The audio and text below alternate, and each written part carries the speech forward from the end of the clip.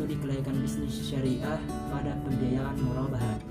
Jadi studi kelayakan bisnis adalah sebuah kegiatan yang dilakukan untuk mengenali suatu rencana bisnis dengan berbagai kegiatan dan menggunakan beberapa sumber untuk mendapatkan hasil yang maksimal sebagai bahan pertimbangan dalam mengambil keputusan menerima atau menolak gagasan usaha yang direncanakan.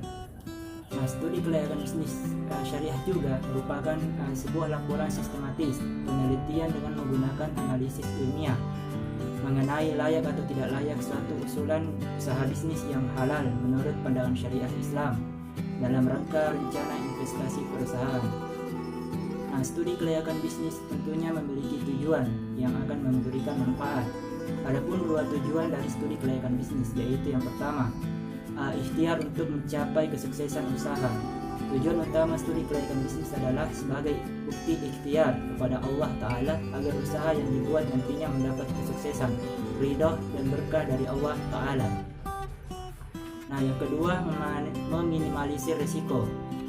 Selain ikhtiar untuk mencapai kesuksesan, studi kelayakan bisnis juga bertujuan untuk mengurangi timbulnya risiko kerugian usaha yang akan datang. Nah, adapun risiko dalam perbankan syariah, menurut Vaughan mengemukakan 3 risiko perbankan syariah, yaitu yang pertama, risiko adalah kans kerugian. Biasanya digunakan untuk menunjukkan suatu keadaan di mana terdapat suatu keterbukaan terhadap kerugian atau suatu kemungkinan kerugian. Dan yang kedua, risiko adalah kemungkinan kerugian. Kemungkinan kerugian berada di antara 0 dan 1. Ketiga, risiko adalah ketidakpastian. Tampaknya ada kesepakatan bahwa risiko berhubungan dengan ketidakpastian, yaitu adanya risiko karena adanya ketidakpastian. Selanjutnya, adapun risiko pada lembaga keuangan syariah secara umum dibagi menjadi 5, yaitu yang pertama, risiko pasar, di mana risiko ini adalah suatu entitas yang mungkin mengalami kerugian akibat dari fluktuasi pergerakan harga pasar, pendapatan tetap, likuiditas, komoditas, kurs mata uang, dan di luar neraca terkait. Dan yang kedua, resiko likuiditas adalah risiko yang muncul akibat kesulitan menyediakan uang tunai dalam jangka waktu tertentu. Ketiga, resiko pembiayaan, di mana resiko ini seringkali dikaitkan dengan resiko gagal membayar. Resiko ini mengacu pada potensi kerugian yang dihadapi ketika pembiayaan yang diberikan macet. Keempat, resiko umum, resiko hukum adalah resiko yang timbul karena ketidakmampuan manajemen perusahaan dalam mengelola permasalahan hukum yang dapat menimbulkan kerugian atau kebangkrutan bagi perusahaan. Dan yang terakhir yaitu resiko strategi, merupakan resiko yang disebabkan oleh adanya pembagian atau pengembalian keputusan dan penerapan strategi bank yang tidak tepat atau kegagalan bank dalam merespon perubahan-perubahan eksternal. Nah, selanjutnya yaitu pembiayaan murabahah.